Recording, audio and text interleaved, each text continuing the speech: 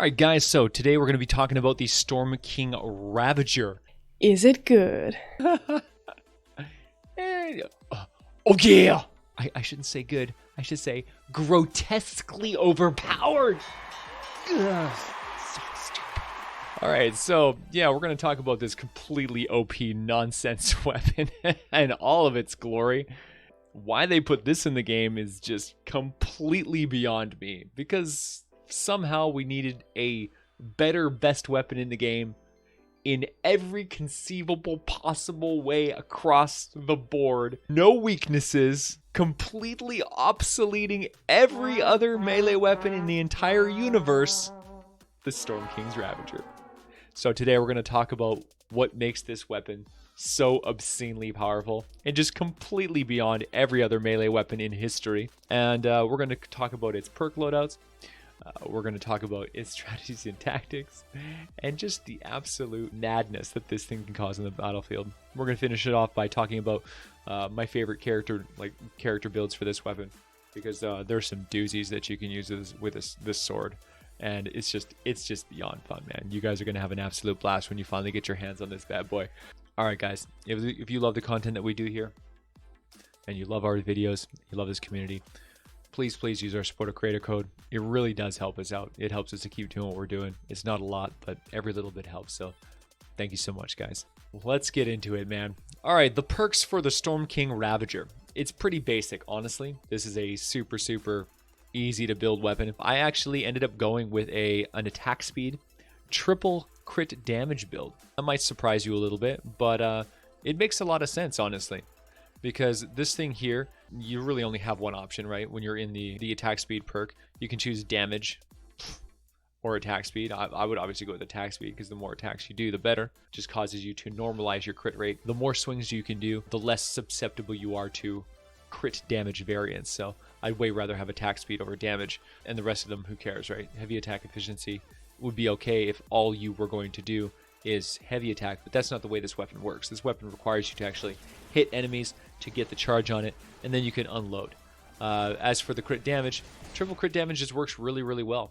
You know, this weapon has a 15% base crit instead of a 10% base crit, which is fairly significant.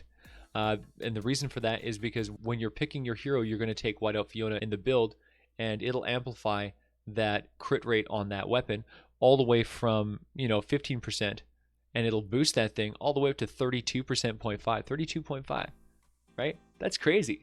Now that's a lot of damage. Boop. You're getting a 1 in 3 chance to crit, which is perfect. There's nothing wrong with that at all. That's dead on the money. Anything over 30% is pretty darn good. Now, if you're doing 480% critical hit damage, the damage is going to be completely out of control. Now, if you were to take Whiteout Fiona as a main character, as a primary, this weapon becomes even crazier, because now you're rocking like a 50% crit chance with 480% crit damage, making the damage just absolutely wildly powerful. But either way, it doesn't matter. You can use her as a support or as a main, and either way, you're going to be absolute god. It just depends on what you want to lean into more. Do you want to lean into more damage or survivability? So it just depends on what matters to you. So there's a variety of different strategies that you can use, and we're going to cover all three of them.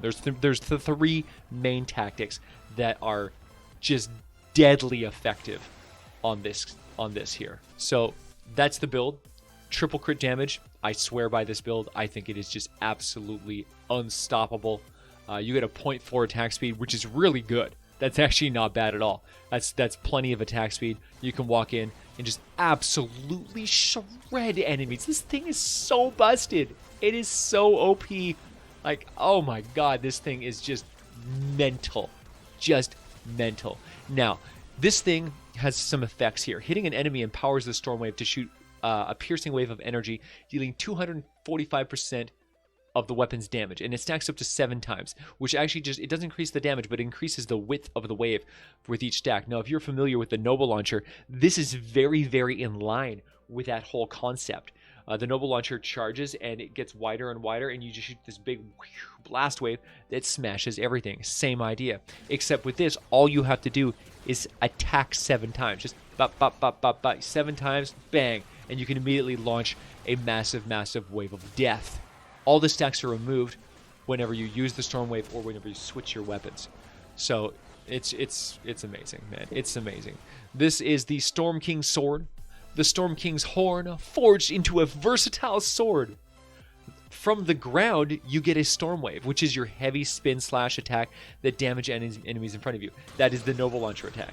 So you charge up your weapon, you a heavy attack, and it just sends this blast wave of energy, absolutely annihilating. And I mean annihilating your enemies. This thing does elite levels of damage. Like, it is so gross, man. 245% weapon damage is nuts. If you get your crit with that 480% bonus, oh my god, man. 1 in 3 enemies are just going to get murdered into the ground.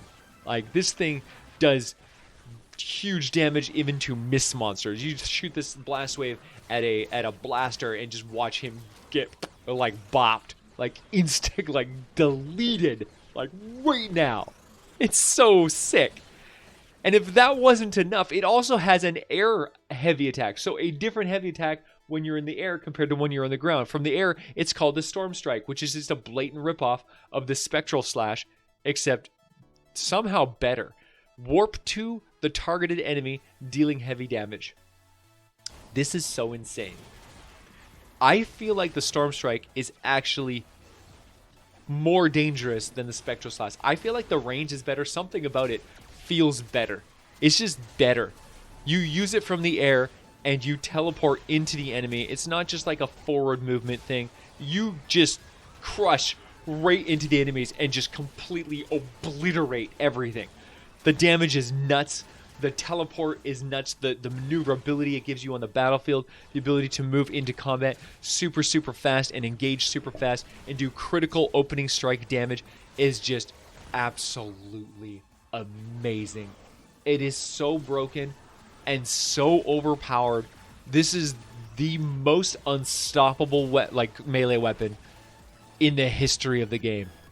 The only thing that holds this sword back in the slightest, it's the loadout for your elements. You don't have the ability to element anything on this one. You are limited to physical or energy, meaning it's either the best weapon in the game for killing physical enemies, or it's the best energy weapon in the game for being a jack of all trades, but it is not a specialty weapon for fire, nature, water. So if you had a fire, nature, water weapon that was absolutely top tier, you would out damage this weapon if you weren't taking into consideration the air attack or the blast wave. Then you can actually do more damage than this with a weapon that is specific to the elements that you're fighting. For example, the Spectral Blade was the best sword in the game prior to this sword.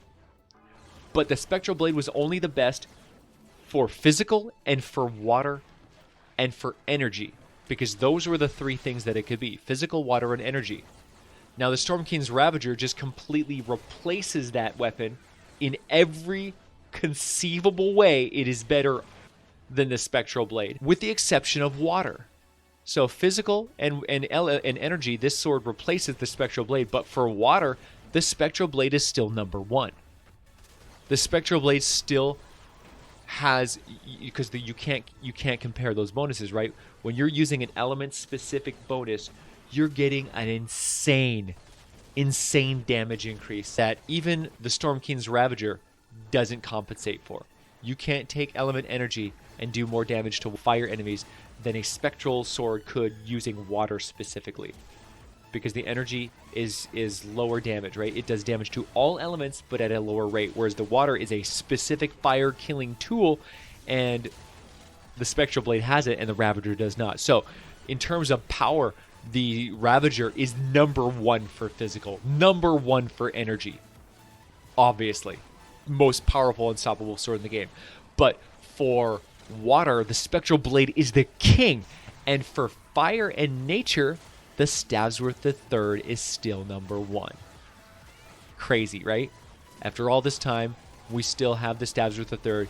It's still relevant. It's a classic set weapon that everybody has, and it is still technically the best weapon in the game because it is fire and nature, whereas the Storm King Ravager is just physical and the Spectral Blade is just water. So, yeah, pretty nuts if you think about it that way. There is still a little bit of diversity left in the game, at least in some ways. The Ravager is not the best at everything, but it does completely replace anything that was in its category before. So, get the Ravager, spec it over to physical. If you get a second one, spec it into element energy. This is the most powerful melee weapon in the entire game, and since all of the environmental damage seems to be normalized until that information changes, if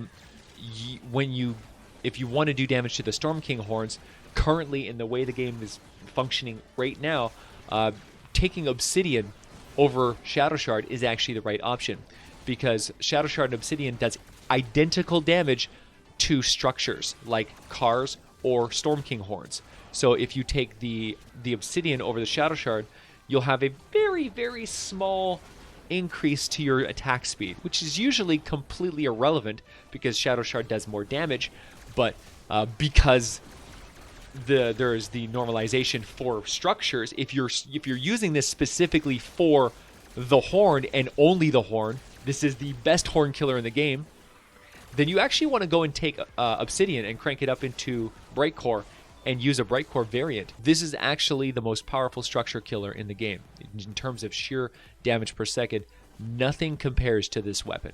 And you'll get even more out of it for structure killing if you go with Obsidian and Bright Core. Okay, so moving on to the heroes, we're going to show you the most powerful survival melee class in the entire game, which at the recording of this video, the dungeons are a thing. And man, oh man, I'm rolling dungeons like they're nothing with this character because he's a living god of unkillability. You can't die. You're just immortal. You do ludicrous levels of melee damage, but you are also completely unkillable. It's nuts. Absolutely nuts. So, why? What's so crazy about this? Well, the Immortal King, man. Survivalist Jonesy is the ultimate life regenerating machine. This guy is amazing. His eliminations heal you for 39 base health over 3 seconds, and that 3 seconds refreshes back up to 3 seconds every time you get an additional kill. So you can be down to 1 second left, get another kill, it goes back up to 3 seconds, and you get that 3 second heal. Makes you just have this incredible sustain of health regeneration that you're just invincible. And the reason that's so relevant is because it's going to keep your health at pretty much 100% all the time if you're fighting effectively. That is so important to be fighting at 100% health because, one, you're not going to die, but two, you also get empowered because of Blast from the Past and its synergy. You got Blast from the Past removing all of your shields and increasing your max health by 200%, making you this giant health tank. You need 2 dinosaur heroes to activate this. We use Paleo Luna and Prehistoric Izza. Paleo Luna actually gives you more damage based on how much health you have, so it's really important to be healthy. The more health you have, the more damage bonus you get from this character. 5.5% of your current health adds to your melee weapon damage bonus. It's wild. Whereas Prehistoric Izza, she makes you stronger. She gives you 33 more armor, making that huge, massive health pool last forever. She gives you so much survivability. Armor is crazy because, you know, you're not a ninja, so you're not going to get shadow armor from getting melee kills. You're a soldier with no armor bonuses. So with this here, you get a 33 armor bonus plus another 22, giving you a total of 55 armor. That's with Bomb Suit Kyle. He's the one that gives you the 22 armor. It's just crazy. You got the synergy. 55 armor, making you just so tanky. So tanky. But we're not even done. We got more tankiness. The new Monster Mash ability from Arlene Izza just takes it to the next level. And then, it just goes up and up and up, man. Monster Smash increases your life leech. It doesn't increase the life leech you have. It gives you life leech with your melee attacks, and this effect gets stronger the more injured that you are, up to a maximum of 15% based on your missing health. This is absolutely wacky, because when you're using the Storm King Ravager sword and you are attacking with your crazy blast waves, you're going to heal, if you are critical health, 15% of the damage that you do to that entire everything. Boom! heals you. You can go from 0 to 60% in the blink of an eye, man. It is crazy. Crazy. And the same goes with your teleporting slash from the air. You jump into the air, you use your teleportation, and you just go straight into the enemy. It just right on top of them right now, attacking and slaughtering and murdering. Just unreal. And of course, last but not least, we've already mentioned this, Anatomy Lessons with Whiteout Fiona gives you that extra 15% critical rating, which is the thing that boosts it, up to 32.5. Essential for the build that I'm using with this sword to get the maximum damage out of it. Alternatively, you could use this character as a main character. You could use her for the 45 crit rating instead of the 15, and she would give you a boost all the way up to like 50+% crit rate. Really, really strong. So if you would rather sacrifice the survival abilities and the regeneration of Survivalist Jonesy, and you want to lean more into the monster smash with the life leech, then you can. That's an option. You can switch these around, right? You can switch Survivalist and Whiteout Fiona. You'll get less on the healing end, but more on the damage end. So you can flip flop those, and it's really, really super, super nasty. So that is one of my all-time favorite builds. This is the one that people will see me using just so often because it's so just universally unstoppable. But there's another build that I have been using even more often lately, and that is Paleo Luna. Paleo Luna is back with a vengeance. She is, in my opinion, the most damaging character in the game. Now, with Survivalist Jonesy, he is the ultimate survivor. With Whiteout Fiona, she is probably the best character that you could use against the Storm King horns, because when the Storm King horn happens, all that matters is your environmental damage. So you want to have that crazy high crit rate, so you're critting as often as possible, using that bright core variant of the Ravager, and just getting completely, absolutely, ludicrously unstoppable damage against those horns, just crushing completely. That's what Whiteout Fiona can do, right? That's, she's a total boss. That's what she's designed to do. She's the Storm King horn killing machine of the year. Crazy power. Survivalist, he's your survival master. But Paleo Luna, man, Paleo Luna is truly something special. Now, she doesn't have the horn killing power that Fiona has. She doesn't have the health regeneration that Survivalist has. But she has absolutely unrivaled, unstoppable, undisputedly the world champion of damage against enemies. If you want to completely murder enemies into the ground, this is the character you want to use. Paleo Luna is a god. Her Saurian Claws as a commander perk gives you 16.5% of your current health. So if you're at full health, oh my god, the damage bonus that this character will get to their melee weapon will rock your world, man. It will rock your world. This is just crazy. Just crazy. It's so good. It's so fun. And we run this pretty much very similar. We run with Blast in the past. We run with Prehistoric Izza for the armor, but obviously we can't use her as your support character, so we end up throwing Saurian Focus in there. And this has additional advantages, because when you're using Fossil Southie for the Saurian Focus, you're going to get 4 energy regeneration per second, meaning you have more energy to expend on your aerial attacks, on your blast wave attacks, right? You can actually lean harder into your special moves, which is super broken. It's so nuts, man. It is so nuts. Like, we're talking like crazy busted nonsense. When you're using her in combat, she is just a blaze of movement speed and wrecking. Like, she just never stops. She's spamming her heavy attack.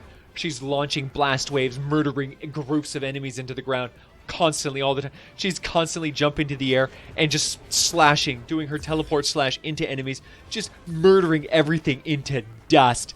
Like, she is nuts, man. She's got the same thing with Monster Smash, so she's got that life regeneration, which is the thing that she lacked before. Because Survivalist Jonesy in the support squad wasn't enough. It wasn't enough to sustain her health and get her, you know, really, you know, keep her high, keep her sustained.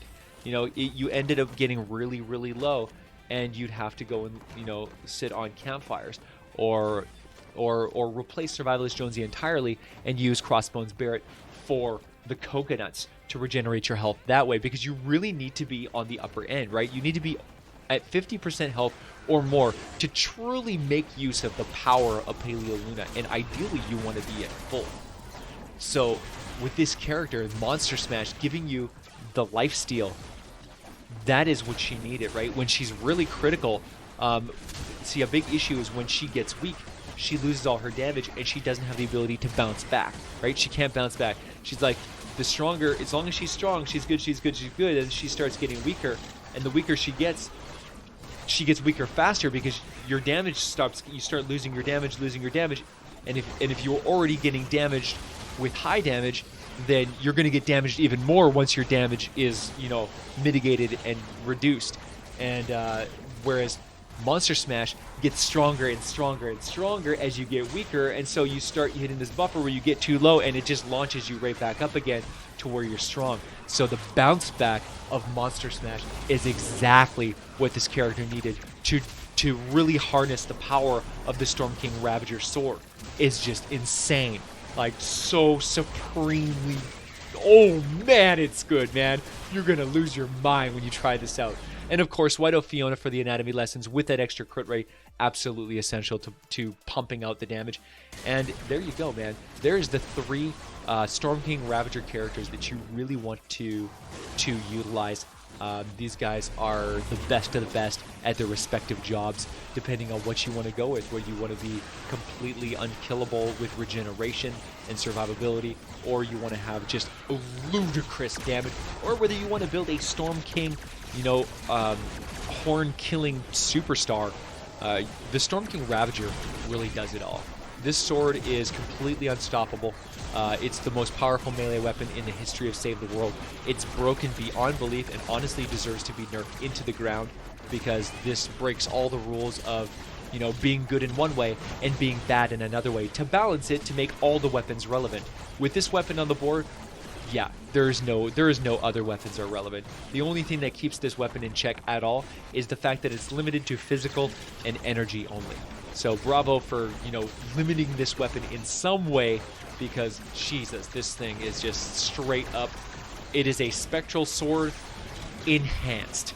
It's just a better spectral sword. They're just like, you know what, screw the spectral sword. Obsolete. So there you go, guys, the Storm King's Ravager. Oh yeah! Alright guys, I hope you enjoyed this video. If you did, make sure you like and subscribe. Leave a thumbs up, please, please, please. Ring that little bell for notifications so you don't miss a single video. And as always, leave a comment down below. Share some love. Come say hi. And if you got any ideas for videos that you would like to have covered, I got your back, man. Just let me know. I read the comments, and I will do my very best to get a video for everything you could ever want in Save the World. Rock and roll, guys. Thank you so much for being a part of the Vash Corps. Thank you for all the love, man. Thank you for having my back. And thank you for supporting this community and helping each other, man. I love Save the World, and I'm so glad that you guys are a part of this with me. Thank you for letting me do this job, man. Thank you so much. Alright, guys. I will see you in the next one. Oh, yeah!